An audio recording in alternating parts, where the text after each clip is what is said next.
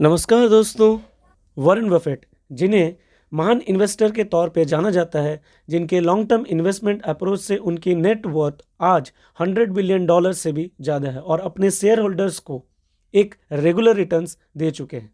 तो आज इस वीडियो में हम वॉरेन बफेट के इन्वेस्टिंग रूल्स, जिससे वॉरेन बफेट आज इतने सक्सेसफुल हुए हैं इन्वेस्टिंग की दुनिया में, आज उनके रूल्स को डिस्कस करेंगे। Rule number 1, never lose money. Warren Buffett का ये सबसे इम्पॉर्टेंट रूल माना जाता है, क्योंकि ये रूल इतना इम्पॉर्टेंट है इन्वेस्टमेंट स्ट्रैटेजी के लिए, क्योंकि इसे बेस माना जाता है। उनका ये बिलीव है कि सबसे इम्पॉर्टेंट होता है अपने कैपिटल को प्रोटेक्ट करना, जिससे ज़्यादा से ज़्यादा प्रॉफिट अर्न कर सकते हैं। इस रूल से अपने लॉसेस को मिनिमाइज़ किया जा सकता है और अपने रिटर्न्स को मैक्सिमाइज़ किया जा सकता है लॉन्ग टर्म अप्रोच में। इसलिए ऐसा कहा जाता है कि rule number 2, never forget rule number 1। Rule number 2, focus on long term. Warren Buffett एक लॉन्ग टर्म इन्वेस्टर है।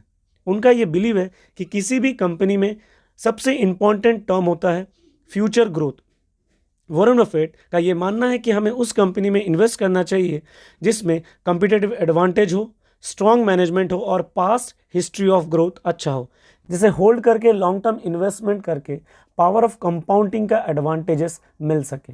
वो हमेशा कहते हैं कि मेरा फेवरेट होल्डिंग पीरियड है forever. Rule number 3, know what you are investing in. किसी भी कंपनी में अगर हम इन्वेस्ट करते हैं तो उस कंपनी का, उस इंडस्ट्रीज़ का एक डीप अंडरस्टैंडिंग होना चाहिए। इसके लिए हमें टाइम रिक्वायर्ड होगा, जिससे कि हम अपने इन्वेस्टमेंट अपॉर्चुनिटीज़ के ऊपर में जितने रिक्वायर्ड रिसर्च है उसे कर सकते हैं।